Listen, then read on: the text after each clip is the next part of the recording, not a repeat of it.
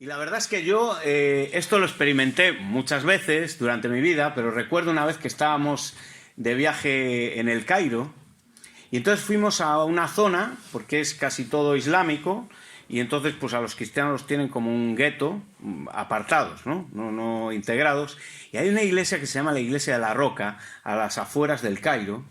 Es espectacular. Si lo buscáis, Iglesia de la Roca es de los cristianos coptos, es espectacular porque lo han cavado dentro de la roca y allí pues caben unas 2000 personas, creo recordar, muy grande, ¿no? Entonces estamos por allí visitando y claro, sobre todo me llamó mucho la atención una figura que habían hecho dentro de la roca con el sepulcro del Señor, ¿no? Haciendo la imagen de la piedra del sepulcro abierto y un texto debajo precioso. Total, que fuimos allí, había unos chicos ahí cerca de la entrada y tal. Entonces yo en inglés pues me acerqué y le dije, oye, pues mira, nosotros somos creyentes, estamos encantados de que estéis aquí dando testimonio y tal. Y este chico se me abalanzó, me abrazó y me dio 2 besos y yo me quedé plantado. Y entonces me dijo, me encanta tener un hermano en España. Y esa es una de las anécdotas, ¿no? De cómo él había comprendido perfectamente que a pesar de no conocerme, dice, hombre, un hermano, ¿no? Y ese amor y esa confianza que podemos tener, que es solamente eso, algo que el Señor hace en nuestras vidas. Vamos a leer el texto. Vamos a leer Gálatas 4, acompañarme, por favor. Pero sí con ese argumento en mente, ¿no? De que somos familia de Dios. No unos religiosos, sino que somos hijos adoptados por la sangre de Cristo a esta familia de la fe. Gálatas 4, vamos a leer los versículos del 8 al 11 y luego leeremos los siguientes. Ciertamente en otro tiempo, no conociendo a Dios, servíais a los que por naturaleza no son dioses. Mas ahora, conociendo a Dios, o más bien, siendo conocidos por Dios, ¿cómo es posible? ¿Cómo es que os volvéis de nuevo a los débiles y pobres rudimientos, a los cuales os queréis volver a esclavizar? ¿Guardáis los días, los meses, los tiempos y los años? Me temo de vosotros que haya trabajado en vano con vosotros. Pablo aquí intenta recordar a los gálatas. Vamos a tener en mente, y sobre todo pues he visto que hay algunas visitas nuevas. El libro de Gálatas es una carta que Pablo escribe a varias iglesias. Es la única que escribe a varias iglesias de una zona de Galacia, que es lo que es la Turquía. Y el problema fundamental que había, y tiene un paralelismo con bastante grande con la carta a los romanos en Roma, el problema básicamente lo que viene a decir nos habla de la justificación por la fe y no por las obras. Si tú eres hijo, no eres por nada que tú hayas hecho. Si tú eres hija de Dios, no es por nada que tú hayas hecho, no es por obras, sino por fe, para que nadie se gloríe. Es un don, un regalo precioso de Dios. Es lo más maravilloso, es ese tesoro que tienes en tu corazón, como hijo de Dios. Así que Pablo lo que hace es defender, porque había un problema en esa iglesia, que algunos falsos profetas se habían metido y habían ido añadiendo a esas iglesias, añadiendo obras de la ley que complementaban y daban religiosidad a esa fe genuina que te hace hijo. Y ese era el problema que está Pablo tratando con estas iglesias preciosas que él mismo formó hacía un tiempo. Y dice, antes, fijaros en el versículo, en otro tiempo, antes servíais por naturaleza, no conociendo a Dios, servíais a los que no son dioses.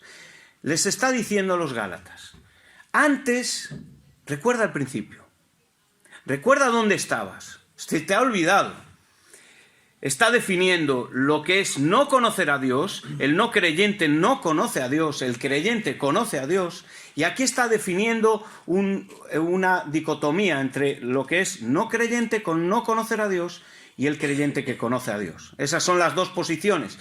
Cuando hablamos de conocer, no estamos hablando de un conocimiento teórico. Creo que todos lo tenemos claro, pero esto hay que dejarlo bien claro. Pablo nos está diciendo, es que no sabes muchos versículos. es que no vas los domingos a la iglesia. Es que no conoces las canciones que cantamos los domingos.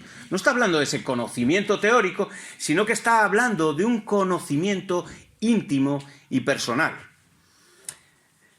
Aunque profeses conocer a Dios, aunque conozcas la Biblia, si vienes de un contexto evangélico, quizá tus padres hayan sido creyentes, tienes esa ventaja de tener un conocimiento teórico, pero si tú no lo aplicas, eso no vale de nada. No vale de nada. Porque tu fe va porque tu salvación, tu adopción tiene que ver con la fe y no con las obras. Eso te lleva a Cristo, la ley te lleva a Cristo, pero es por fe que tú eres creyente y adoptado a la familia de la fe. Así que es una relación íntima y familiar en el plano espiritual.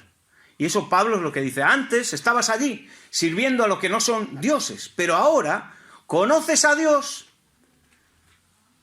y sois conocidos por Dios. Hay una relación restaurada. ¿Lo veis? Antes no conocías a Dios, la gente no creyente vive como si Dios no existiera, pero el creyente conoce a Dios y es conocido por Dios. ¿Os fijáis? Hay una relación restaurada. El Señor ha entrado en tu vida y tú ya tienes una relación con Dios. Eso es la diferencia de un no creyente con un creyente genuino, que es sellado, además, nos dice Pablo en el capítulo 3, sellado con el Espíritu Santo. Al nacer de nuevo, el Señor ha puesto en tu corazón, en tu vida, al Espíritu Santo para guiarte. En Gálatas 3:2, Pablo, hablando también de este tema, porque en Gálatas, los primeros cuatro capítulos, Pablo está poniendo la base doctrinal. Luego en el 5 y el 6 ya estudiaremos y veremos cómo Pablo está hablando en la práctica, cómo en la práctica vas a usar tu libertad cristiana. Y en el 3:2, que también hablando de este tema, dice, esto solo quiero saber yo de vosotros. ¿Recibisteis al Espíritu por las obras de la ley o por el oír con fe? ¿Tan necios sois? Habiendo comenzado por el Espíritu, ¿ahora vais a acabar por la carne? Él está recordando eso. Así que el que conoce a Dios y es conocido por Dios y tiene una relación de padre e hijo, es el que está sellado por el Espíritu Santo. Y le dice, antes vosotros conocíais, ¿verdad? Antes no conocíais, ahora conocéis. Hay también un falso argumento de que nos pensamos que en el Antiguo Testamento Dios era otro, y en el Nuevo es uno nuevo, o tiene otros matices diferentes. Pero, por ejemplo, en Habacuc 2:4, en el Antiguo Pacto, el justo por la fe vivirá. Vivirá por la fe, y por la fe, y por la fe, ¿verdad? El Antiguo Testamento también nos declara, y el Señor dice, misericordia quiero y no sacrificios. Y luego que dice, conocimiento íntimo, relación y no holocaustos. O sea que ese mismo argumento que Dios presenta en el Antiguo Testamento es el mismo que estamos viendo hoy aquí. Así que ser cristiano no es solamente conocer la historia de Jesús. De hecho, hay historiadores que lo ven como pura teoría, sino que lo importante es quién es Jesús para ti hoy en tu vida. Y esta es la vida eterna, Juan 17:3, en que te conozcan a ti, el único Dios verdadero, y a Jesucristo, su Hijo. Hay una relación nueva, ahí está la vida eterna, cuando tú tienes una relación personal, íntima, restaurada y una vida nueva en Cristo. Esa es tu posición. Yo hace muchos años y sigo siendo muy fan de un jugador de baloncesto. No os voy a decir cuál, luego si queréis me lo preguntáis. Pero hubo una etapa que yo me leí su biografía, veía, de aquella no había YouTube, os estoy hablando hace unos poquitos años, quizá hace 30 años o así. Así que sí, leí, tenía los pósters, sabía todos los datos, tenía un conocimiento que tú no me podías decir nada porque yo estaba muy, muy al día de este hombre. y me gustaba su carácter también, su forma de ser, parecía que yo... Pero yo no lo conocía. Es un conocimiento teórico. Yo nunca estuve tomando un café con él, nunca me fui de viaje, no estuve en su casa, no conozco a sus hijos, yo realmente no lo conozco, no sé si su carácter realmente pues es un amargado de la vida o es muy... No lo conozco. Mi conocimiento de este jugador es un conocimiento teórico. Pues aquí Pablo, cuando habla de conocimiento, no habla de un conocimiento teórico. Dice, ahora que conoces. Y eso debe distinguir tu vida. Ese conocimiento y esa relación con Dios debe distinguir tu vida en esta relación íntima. Igual que en Romanos 19, ¿verdad? Si confiesas con tu boca que Cristo es el Señor y crees de todo corazón, serás salvo. Pero la salvación no es un pasaporte. La salvación es el inicio de un caminar con Cristo. Es una adopción, como estuvimos viendo, a la familia de la fe. Es que tú ya no eres un extraño, eres hijo de Dios. Y tienes esa relación y tienes ese Padre.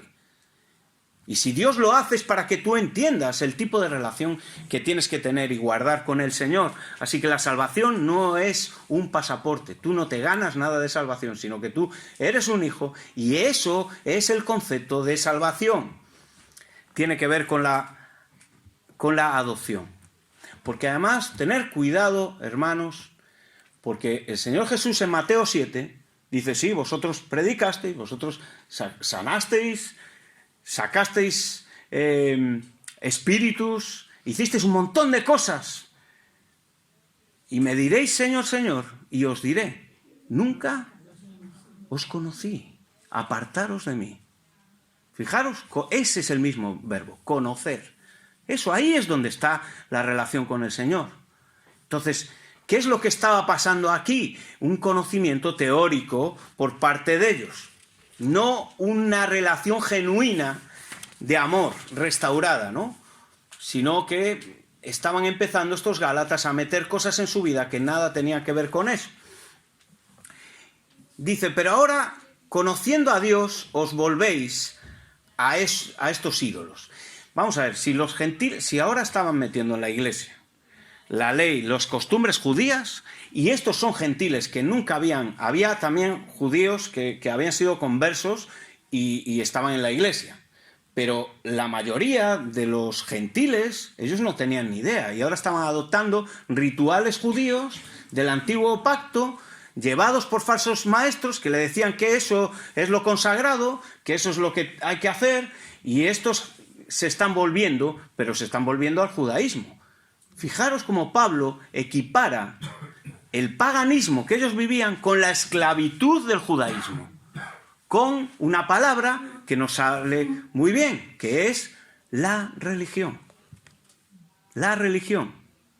Pablo está diciendo, ahora te vuelves a la religión, ahora que eres hijo, te vas a volver a la religión, vas a volver a esclavizarte en la religión.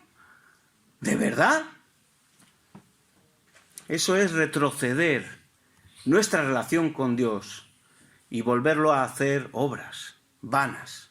Dice el comentarista Stott, dice, parafraseando este versículo, que creo que es muy interesante, dice, como si Pablo dijera lo siguiente, si antes eras esclavo y ahora eres hijo, no le conocías, y ahora le conoces y eres conocido por tu Padre, ¿cómo es que te vuelves a aquella antigua esclavitud? ¿Cómo? ¿Cómo puedes permitir ser esclavizado con lo mismo que Cristo te sacó? Estás volviendo ahí. ¿Cómo puede ser? Eso es el asombro de Pablo en estos versículos. Y es que, además, vemos que esto, a lo largo de los años, ha sucedido y sigue sucediendo. El hombre, desgraciadamente, porque somos caídos, tenemos pecado. Esto, que a nosotros nos puede sonar muy antiguo, esto sigue pasando. Y la cristiandad, lo sabéis, en el 300 Constantino se convierte a Cristo y pasa del paganismo al cristianismo, y con eso el cristianismo se paganiza y se convierte en una religión, y de hecho lo podéis ver. Y entonces el hombre tiende a formar una religión, un conjunto de obras que me permitan, incluso con el cristianismo, que está hablando precisamente siempre el Señor Jesús de la liberación de la esclavitud del pecado. Y eso es una de las tragedias más grandes que te puede suceder como creyente, y me puede suceder, es el vivir una religión. Es lo que llamamos legalismo. Da apariencia de madurez los religiosos, ¿verdad? Los ves y parece, oye, esto es tan...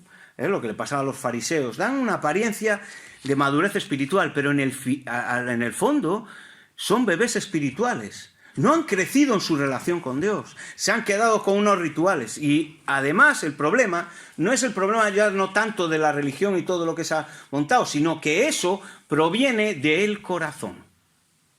Ese es el problema. La religión es una idolatría. Es decir, ahora que te he hecho hijo, tú te vas a volver a una religión. Tú vas a volver a meter ídolos en tu corazón. Muchas veces cuando ministras con jóvenes y enseñas a jóvenes y tal, y hay ruegos y preguntas y tal, ¿no? Y las típicas de siempre que además las siguen haciendo, ¿no? Oye, si salgo con una chica, ¿puedo coger la mano? ¿Cuántos segundos puedo darle el abrazo? ¿No? ¿Me puedo poner un tatuaje? Los jóvenes se ríen porque ¿cuánto puedo ver en el Facebook? ¿Qué puedo...? No sé qué. Si voy a una discoteca, ¿cuánto tiempo puedo estar? ¿Y cuántas cervezas me puedo tomar? ¿Y qué puedo hacer? Y yo siempre contesto lo mismo. Si tú eres creyente, tú lo que no puedes es dejar al Señor fuera de la discoteca. Tú entras con Él. Ese es el truco. Tú estás con tu novia, tú estás con el Señor ahí. ¿Está? Tan fácil. Es eso simplemente. Tener esa conciencia de que el Señor está contigo y está en ti. Y a que ya es más fácil con el Señor ahí al lado en la discoteca. ¿A que sí? Sí, yo voy, claro, puedes ir, tienes libertad en Cristo, pero está el Señor ahí contigo. ¿A que eso ya te está ayudando? ¿Me voy a poner un tatuaje? Pues vete al Señor, vete a su palabra. No desconectes como si fuera un interruptor y apagar la luz, ¿verdad? Porque eso mismo es lo que hacen los religiosos, lo que decía el Señor, lo que dice Dios en su palabra. Este pueblo de labios me honra, pero ¿qué? Su corazón está lejos. Ese es el tema. El conocimiento íntimo tiene que ver con cercanía, con una cercanía en tu corazón, ¿verdad? Dice el Señor, guarda tu corazón, ¿verdad? Porque de él mana la vida. Es ahí donde está la vida. Y donde esté tu corazón, ¿verdad? Ahí estará tu tesoro. Y estos falsos maestros, vemos en el versículo 10, cómo ellos lo que hacían era que guardaran esa religiosidad, las ceremonias, los festivales, y es un problema que no estamos exentos, porque nosotros como iglesia tenemos que organizarnos. O sea, Pablo nos está diciendo, no tenéis que hacer las actividades, organizaros, hablar de las cuestiones, incluso liturgias, tener un orden del culto. No estamos hablando de eso, estamos hablando de qué es lo que metemos nosotros, qué rituales ponemos que sustituyen nuestro amor por el Señor. Nunca puede, el culto no puede sustituir tu amor con el Señor, fíjate. Tiene que ser un resultado de un corazón que viene a adorar, que hemos venido esta mañana a adorarle y seguimos adorándole, pensando en Él, espiritualmente aprendiendo a través de su palabra. Así que ese es el problema, esa falsa espiritualidad de nuestro corazón, que es muy sencillo, aunque realmente es complicar las cosas y a veces nos parece demasiado sencillo el Evangelio. Pero es que es en la sencillez de la palabra, de la relación con el Señor, donde tú vas a encontrar el amor de un padre o un hijo. Yo no necesito nada para relacionarme con mi hijo. Mi hijo me quiere, viene a mí cuando me necesita, él no me olvida, él me tiene presente. Las demás cosas a mí no me importan. A mí no me tiene que venir haciendo grandes cosas. Me viene a dar un beso y eso es lo más grande. ¿Por qué? Porque necesito ver en su corazón un amor, una predisposición a honrar a su padre. Esa sencillez. Eso es lo que hay que recuperar y no poner cosas. Y en eso, tanto los gálatas como todo el pueblo evangélico, y esto es una lucha para no caer en este legalismo, que es más fácil de lo que parece. Así que dentro de esa obediencia, ellos observaban los días, guardaban el sábado, tenía una doctrina, y tú puedes decir, bueno, es que parece mentira, ¿verdad? Aquí Pablo lo deja, pero ¿cómo estáis guardando el sábado, no? ¿Sí? Las asambleas de Yahvé, los adventistas, Iglesia Bautista del Séptimo Día, Iglesias de Dios del Séptimo Día, la Casa de Yahvé, pum, pum, pum, pum, un montón de denominaciones cristianas que guardan el sábado, de esta forma religiosa. ¿Lo veis? Ellos malentienden que está en los 10 mandamientos, olvidándose de Éxodo 31, cuando dice el Señor, esto es para los israelitas. Y ya no estamos en el nuevo pacto. Nuestro Señor Jesús, ¿cuántas veces me dijeron, pero qué haces tú sanando el sábado? ¿Sí? Y el Señor dice, yo he venido a cumplir la ley. Y ahora estamos en un nuevo pacto. En un pacto de relación, de honrar, cuidado, no traspasemos la línea de no honrar a nuestro Padre. Seamos hijos obedientes que aman de verdad a su Padre. Así que claramente no tenemos que esclavizarnos a estos rituales ni a otros creados. El problema de los Gálatas era con los judaizantes que entraban en la iglesia, esos falsos profetas, pero la iglesia debe estar atenta que no entren ningunos otros falsos a decirnos pues cualquier obligación ritual para hacernos más espirituales, como si al Señor eso le valía. Así que Pablo se entristece. Fijaros en el versículo 11, dice, me temo de vosotros que he trabajado en vano. Todos esos años que he estado con vosotros y no habéis entendido nada. ¿Cómo somos, verdad? Los creyentes, ¿eh? Somos muy tercos muchas veces, ¿no? Necesitamos poner cosas y no ir a la sencillez del amor puro, de la relación pura con el Señor, ¿no? Y ahora Pablo nos hace una petición personal. Y si veíamos pues, a ese Pablo teólogo, apóstol, maestro, defensor de la fe, ahora vamos a ver a un Pablo pastor, a un Pablo anciano, amante de las almas de los Gálatas. Os ruego, dice en el versículo 12, os ruego, hermanos, que os hagáis como yo, porque yo también me hice como vosotros.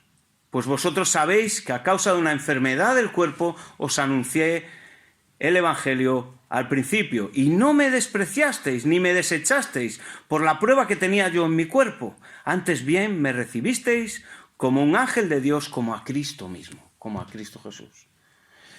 Así que Pablo viene y dice, os pido cariñosamente, os ruego, os imploro. Hace una petición en confianza y dice, Gálatas, sabéis que yo os amo. Os hagáis como yo. Os hagáis como yo. ¿Qué quiere decir? Pablo está diciendo, imitadme a mí, olvidaros de Jesús, tenéis que ser como yo, hermanos. No, lo entendemos, ¿verdad? Fariseo de fariseos. ¿Recordáis? Voy a leer en Filipenses, acompáñanos, Filipenses 3.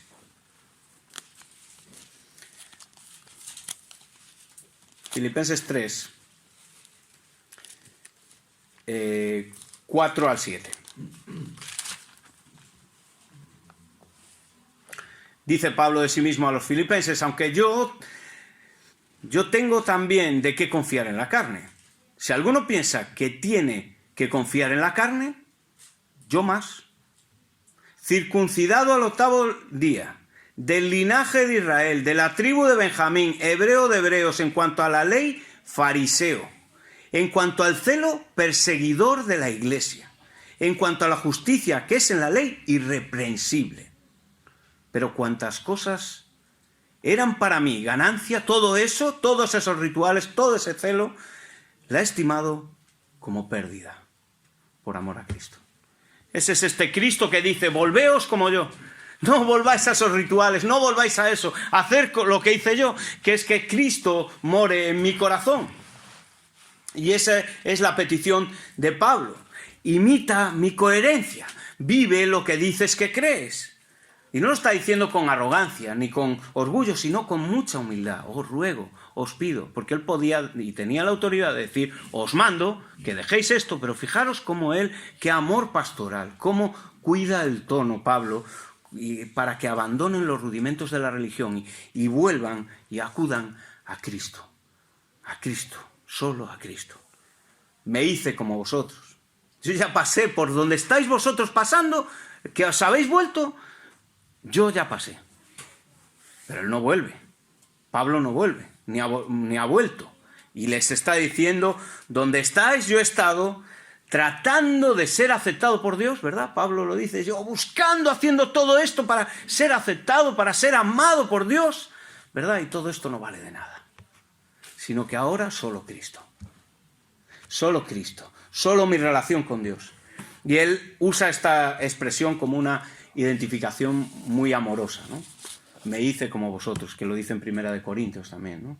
Yo me hice a los gentiles, judíos, ¿verdad? En esa identificación de amor por las personas. Y de eso debemos aprender también. Pero recordar, le dice, la humildad con la que me tratabais. Él está hablando, dice, cuando fui a vosotros, está haciendo un poco de historia y decirle, recordar cuál ha sido nuestra relación, porque toda esta religiosidad os ha nublado la mente y ya no os acordáis cómo conocisteis a Cristo. Y habla de una enfermedad que tiene. Bueno, hay muchas opiniones en cuanto a la enfermedad que se refiere. Algunos dicen que si es una enfermedad ocular, malaria, bueno, y otro tipo de cuestiones. Yo os voy a decir lo que yo pienso que es o creo que es, aunque no tiene mucha importancia. Si nos vamos a Hechos 13 y 14, ahí vais a ver el primer viaje misionero cuando Pablo va a todas las iglesias, Perge, Listra, Iconio, Derbe, a todas las iglesias que está ahora escribiendo. Y él, en Iconio, ya los judíos, él entra a la sinagoga, predica el evangelio, se convierten, claro, los judíos dicen, pero que ha venido aquí, pero es que muchos paganos se convierten también y los otros también dicen, ¿pero esto qué es? Y se juntan judíos y paganos, que no se podían ni ver, más los gobernantes y van a por ellos. Entonces ellos van a la siguiente, a Listra.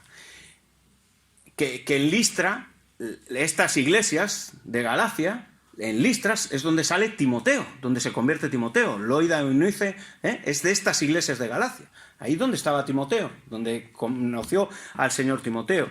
Y entonces sanan a un cojo, lo conocemos en el capítulo 14.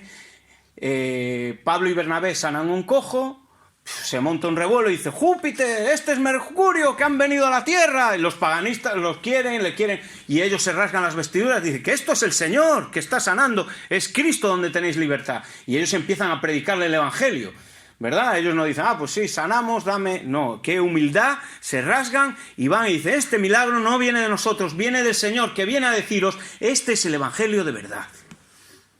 Y entonces ahí, vamos a Hechos 14, 19. ¿Y por qué yo pienso que tiene que ver con unas secuelas de un apedreamiento? Os recomiendo también que leáis Hechos 13, 14, para que veáis cómo se fundaron estas iglesias que ahora estamos estudiando. Es muy interesante Hechos, cómo se coordina. También Gálatas nos da en el capítulo 1 y 2 un montón de detalles históricos que podemos conectar, ¿no? Y te completa el puzzle de la historia de lo que había pasado, ¿no? Hechos 14, versículo 19. Entonces vinieron unos judíos de Antioquía y de Iconio, se juntaron de dos ciudades y persuadieron a la multitud y habiendo apedreado a Pablo, le arrastraron fuera de la ciudad, pensando que estaba muerto, para que no muriera en la ciudad. O sea que le dieron duro. Y lo arrastraron, lo llevaron y dijeron, bueno, ahí está muerto, tíralo como estaría Pablo. Pero rodeándole los discípulos, se levantó y entró en la ciudad. Los discípulos fueron, rodeándolo quiere decir, pues seguramente una camilla, no sé cómo se lo llevarían. Bueno, yo pienso que a raíz de esto, luego él dice que al siguiente día salió con Bernabé para Derbe, otra de las iglesias de Galacia. Bueno, esto todo sucedió cuando se estaban estableciendo las iglesias de la zona. Entonces yo pienso que cuando hablan de la enfermedad es que él llegó pues hecho polvo del apedreamiento. Pero es una opinión mía personal. Fuera como fuere, él llegó con una enfermedad y ellos le amaron. ¿Cuánto tenemos que aprender de los Gálatas? Le ofrecieron todo su amor, todo su cariño. Y le recibieron como a un ángel, como a Cristo mismo. Eso tenemos que aprenderlo, cómo tratar a las personas que tienen problemas dentro de la iglesia. Tratarlos como estos Gálatas que habían recién conocido al Señor y a Pablo lo vieron como lo que era, un apóstol del Señor, pero incluso con una enfermedad no lo despreciaron. ¿Dónde está? Versículo 15, dice Pablo. ¿Dónde está, pues, esa satisfacción que experimentabais? Porque os doy testimonio de que si hubierais podido, os hubierais sacado vuestros propios ojos para dármelos. ¿Me he hecho, pues, vuestro enemigo por deciros la verdad? ¿Dónde está esa felicidad, esa bendición de tenerme entre vosotros? De enseñaros la palabra, que veníais día y noche para aprender más del Señor Jesús, para recibir todo eso. ¿Qué es lo que ha pasado con esto? Me daríais hasta vuestros ojos. Por eso muchos dicen que si era una enfermedad ocular. Pero esto es más bien una expresión, porque quitas un ojo no vale para nada. No se lo puedes poner, pero es una figura de decir hasta dónde me cuidaríais y me amaríais, ¿no? Yo me daría un riñón, ¿no? Que lo usamos a veces, ¿no? Es una expresión de decir, oye, yo doy lo que haga falta por ti. Y ellos lo hacían. Acordaros del Evangelio que os prediqué. Y ahora soy vuestro enemigo, dice el versículo 16. Ahora es de Pablo, que estuvo tiempo trabajando con vosotros, que me amasteis, que tuvimos una relación, que os vi crecer en Cristo. ¿Ahora me hago enemigo? ¿No queréis saber nada de mí? ¿Me habéis despreciado? Se habían confundido tanto en su religiosidad que se habían olvidado de dónde el Señor los sacó. Y fijaros, porque ahí no dice, me estáis rechazando porque ahora os vengo a echar la bronca. Dice, no, me habéis desechado, hecho vuestro enemigo, por deciros la verdad. La verdad. Pablo es un pastor fiel, apóstol, y dice la verdad. Y la verdad, cuando Pablo dice aquí, no es su verdad. Sabemos qué verdad es. Es la palabra del Señor, esa Biblia que tenéis en la mano. Eso es la verdad. Y cuando Pablo habla de la verdad, es esa verdad la que Pablo dice que por culpa de la palabra del Señor os habéis hecho enemigos de mí. Y eso pasa, hermanos, eso también pasa. Falsos profetas que en vez de predicar la palabra y predicar la verdad, predican cosas bonitas, otro evangelio, otra historia, pero no la verdad. Y Pablo no renunció, a pesar del problema que tenían las iglesias, a adornar, sino a decirle la verdad. A decirle, por contra, esta es la verdad de la palabra del Señor y vosotros estáis en la mentira de la religiosidad. Necesitamos, y la iglesia necesita, y es para mí, desde luego, una buena noticia el que estéis los sábados estudiando, y os animo, aunque no he estado en ninguno de estos estudios, os animo a que vayáis estudiando la Biblia. Comentaba con Freddy la importancia que es estudiar la verdad, estudiar las temáticas que estáis haciendo. Os animo de verdad, porque ahí hay dos cosas: tu crecimiento espiritual, el crecimiento de los demás, porque te va a conocer, porque tú, como conoces más a un hermano, es estudiando la Biblia. A otra persona pues será tomando una cerveza viendo el fútbol, si le gusta el fútbol. Pero un hermano de la familia de la fe, ¿cómo lo conoces más? Estudiando la Biblia, con un cafecito si puede ser mejor, con verdad, pasándolo bien, conociendo a esa persona, y así la vas a amar. Y vas a ver en qué le puedo ayudar. Y vas a compartir.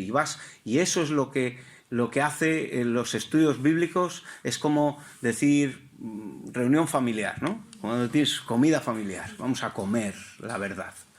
Y estos Gálatas se habían olvidado de eso. Y además es que las religiones que son muy peligrosas, y no estamos exentos. Es que usan el amor y usan el miedo. Y seguro que te viene alguna a la mente, ¿no? Algunos el amor, las cosas bonitas. Ahora, por ejemplo, en el mundo evangélico, el falso evangelio de la prosperidad, pero que es tremendo. Ahora, como tenemos YouTube, además, puedes ver toda esa basura, que no os la recomiendo ver para nada más que para ver que realmente existe, porque es que parece mentira. que tú puedas predicar que Cristo te va a dar un coche nuevo, una casa más grande, o que tienes que ofrendar para... Es que es tremendo. Y dentro del mundo evangélico, es que ya no te vayas. Pero luego hay religiones del miedo. El Islam, por ejemplo, se basa en el miedo, no una relación de padre e hijo. Hermanos, que conocemos la verdad. Hermanos, no hay una creencia, ni la ha habido, ni la habrá, como la que tenemos, como la que Dios nos ha dado. Estamos en la verdad, hermanos. Es que a veces parece que no valoramos eso. El Señor te ha traído la verdad. Somos hijos de Dios. Eso no lo encuentras en ningún lado. Encuentras feligreses, tal, haz esto, ten cuidado que Dios te va... No, nosotros tenemos una relación con Dios. Hemos sido reconciliados y somos hijos, en libertad con Dios. Es que eso no hay religión que te ofrezca eso. Esos son los falsos rudimentos de la religión y la religiosidad que estaba hablando. Y luego Pablo habla del celo, del celo. Es que no tenemos que tener celo, tenemos que tener celo. El celo bueno, como dice él, ¿no? Mostrar celo en lo bueno. En el versículo 18, dice, versículo 17, voy a leerlos. Dice, tienen celo por vosotros. Aquí está hablando de dos grupos, ¿vale? Los grupos judaizantes y los creyentes. Dice, tienen celo por vosotros, pero no para bien, sino que lo que quieren es apartaros de nosotros. ¿De nosotros? ¿De quiénes? De los apóstoles, de la verdad apostólica, de la palabra del Señor, que tenían ellos en ese momento. Es bueno, dice el mismo Pablo, ya es bueno, el versículo 18, mostrar celo en lo bueno siempre, eso es bueno. Ser celosos, de guardar la verdad, de vivir íntegramente, de predicar el Evangelio, de que en mi familia Dios sea el Rey, que en mi corazón Dios sea el Señor, como hemos cantado esta mañana, y no se queden palabritas, sino que sea real. Y entonces ahí tengo que hacer ajustes en mi vida, pues seguro porque soy pecador. Pero eso es la esencia del Evangelio, es eso. ¿Y por qué lo haces? ¿Por obligación? No, por amor. Porque yo amo a Dios. ¿Pero por qué? Porque Dios me amó primero. Es una relación de amor que hemos tenido reconciliados con el Padre. Y Pablo en estos últimos dos versículos 19 y 20, él usa una expresión aquí en el versículo 19 que no la usa nunca. Aunque para nosotros es conocida, hijitos míos, ¿verdad? Lo conocemos, pero quien usa esta palabra es Juan, sobre todo en primera de Juan, ¿verdad? Hijitos míos. Es un término súper cariñoso que solamente Pablo usa aquí en todas sus cartas. Fijaros hasta dónde llegaba Pablo, su humildad. Pastores, ancianos, personas que están en el liderazgo, aprendamos de la humildad de Pablo en el servicio. Estás sirviendo al Señor en lo que sea, barriendo la iglesia. Con humildad, hijitos míos, lo haces para tus hermanos en la fe. Fíjate, él no viene, yo soy el apóstol, dice hermanos. Él se pone, ¿por qué? Porque sabe que él es hijo y él es hermano vuestro. Él tiene una responsabilidad, no la elude, él es apóstol, él es maestro, él tiene unos dones que el Señor le da, los pone pero con humildad, no diciendo aquí porque lo digo yo. ¿Os fijáis? Pablo no lo escucharéis nunca decir, porque lo digo yo, tiene que ser así. No. Él dice, hijitos míos, Gálatas, que os habéis apartado, que no estáis viviendo, que tenéis cosas en vuestra vida espiritual que no estáis en comunión con el Padre. Y él vuelve a experimentar esa preocupación, ¿no? Ese dolor, como dice, hijitos míos, por quienes vuelvo a sufrir dolores de parto. Él ya había... Si visteis algún parto, ahora lo que pasa con la epidural va muy bien la cosa. Pero en alguna película, no sé si os ha pasado, yo vi en alguna y tal, y la actriz lo hace fenomenal, pero dices, uy, se va a morir esta. Qué cosa, ¿no? Dolores de parto, ¿no? Y dice, aquellos dolores de parto, aquel sufrimiento que yo hice para que conocierais al Señor y nacierais de nuevo, esta es la metáfora, nacierais de nuevo, ¿verdad? Como en la baby shower que vais a celebrar y a disfrutar, ¿verdad? De la vida, ¿verdad? Pero cuando llegue el momento, él tenía esa alegría, pero él vuelve, dice, ahora tengo que volver a sufrir dolores de parto. Y ese es, fijaros hasta dónde llega a él, ¿no? Y es que el Señor Jesús aquí nos dice realmente lo importante de toda esta mañana, y si os quedáis con esto y con el concepto que hemos hablado al principio, me vale. Hasta que Cristo, versículo 19, sea formado en vosotros. Hijitos míos, yo sufro. ¿Por qué? Porque estáis en esa religión, en esa religiosidad, y no estáis disfrutando de Cristo, para que Cristo sea formado en vosotros, que seáis pequeños Cristos, que se vea vuestro Padre. Dice, este es hijo de Dios. Yo no sé si os lo dicen, pero yo cuando voy al pueblo de mi padre me dice, ¡ay, Carlitos! ¡Carlitos! Y yo ya digo, sí, soy yo. Pero yo soy Alberto. ¿Por qué me dicen eso? Porque ven a mi padre en mí porque me parezco físicamente. Aunque ahora no llevo gafas, llevo lentillas, despisto un poco más. ¿Pero por qué me dicen eso? Pues eso es ser formado Cristo en ti, hermano y hermana. Eso es lo que tenemos que aspirar. Y esto es el central mensaje. Y dice que nada, no pongas nada de religiosidad, sino que sé formado como Cristo.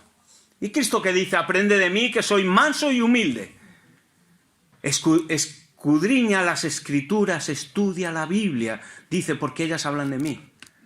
En Emaús, cuando Él resucita, ¿qué es lo que hace con sus discípulos? Le enseñaba las Escrituras diciéndole, estas Escrituras hablan de mí de principio a final.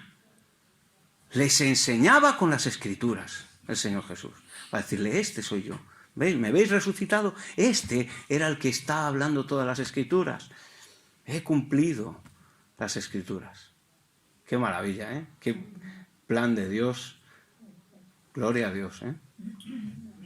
Que nos ha hecho sus hijos a pesar de cómo somos, ¿eh? Y los fallos que tenemos. Y qué maravilla.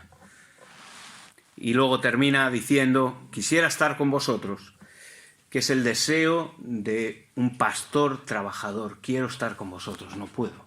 Si Pablo pudiera, si Pablo viviera hoy, cogía el primer tren, o el primer avión, o el AVE, o el coche, o la bicicleta, y se iba. Dice, quería estar con vosotros hablando de esto. Y cambiar de tono. Porque él sabe que le está hablando fuerte, pero él los ama, hijitos míos. ¿Cuánto tienen que aprender los pastores de este carácter de Pablo? Hijitos míos, un pastor trabajador. Con sus heridas, con sus enfermedades, él allí predicando el Evangelio, enseñando la palabra, a pesar de eso. Y nosotros nos viene un pequeño resfriado y nos quedamos en casa y no vamos a la iglesia. O al estudio bíblico porque echan el partido. Un enfoque espiritual que tenemos que aprender también nosotros de Pablo, y Pablo también, por supuesto, todos los que trabajamos para el Señor, cómo se preocupa por sus almas. Y termino, hermanos, concluyendo, porque ha sido un texto muy grande el que me han dado, pero yo creo que de bendición, gracias porque os veo muy atentos, y vamos a terminar reflexionando, por favor. Como hijo de Dios, ¿cómo está mi relación con mi Padre? ¿Dónde está tu relación? ¿Es una relación sincera o está un poco alejadita? ¿Tengo algo de religiosidad que se ha metido por el medio y me pienso que eso estoy aumentando mi relación con Dios, pero no? Dice el salmista, examina, oh Dios, mi corazón y mira si hay en mí camino de maldad.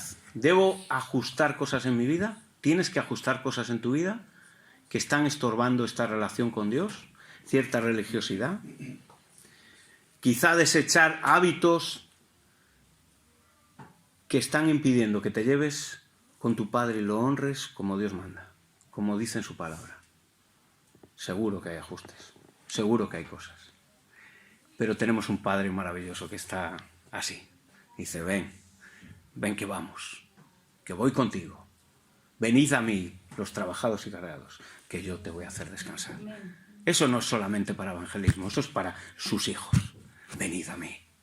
Ese es el problema, que a veces no vamos a él. Vamos a la religión, a la religiosidad. Quitemos todo eso que estorba en su palabra y en su relación con el Señor. ¿Para qué? para que Cristo sea formado en ti. Y ese es mi deseo. Y mi oración en esta mañana, que Cristo sea formado en ti, hermano y hermana. Ahora bien, no quiero terminar de si alguien aquí no se ha entregado a Cristo. Se piensa que conoce a Cristo, pero no le conoces.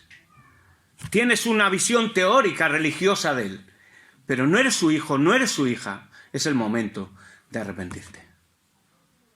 El Señor está diciendo, venid a mí. También te lo dice a ti en esta mañana.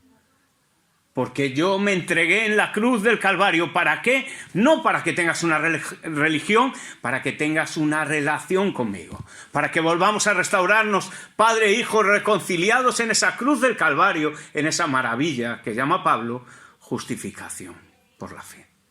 Y solo por la fe. El que a mí viene, no lo echo fuera. Y si te piensas que eres creyente, pero no, Dios no es tu Padre, y eso lo sabes. Eso no es algo teórico, eso es algo de vivencia. Que tú quieres honrar a tu Padre, que tú quieres buscarle. ¿Qué responderás a Dios en esta mañana? Dejarás la religiosidad evangélica a pesar de conocer mucho y te rendirás a Él en la fe, en arrepentimiento y fe. Que Dios nos ayude en esta mañana. Vamos a orar. Nos ponemos de pie, por favor.